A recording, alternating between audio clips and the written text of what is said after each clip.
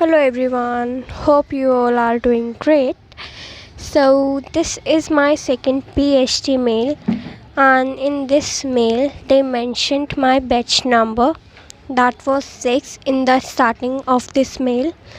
Then they thanked me for the participation, briefed me about the selection process round qualification, as same as I briefed you in my videos.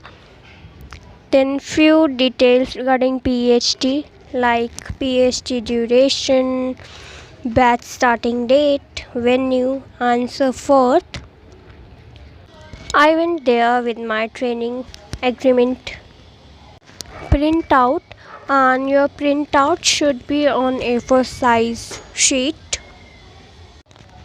In addition to this, you can't request for changing your venue and your batch starting date as per your convenience. This is not allowed. I sent one confirmation mail on XYZ email address that was given in this mail.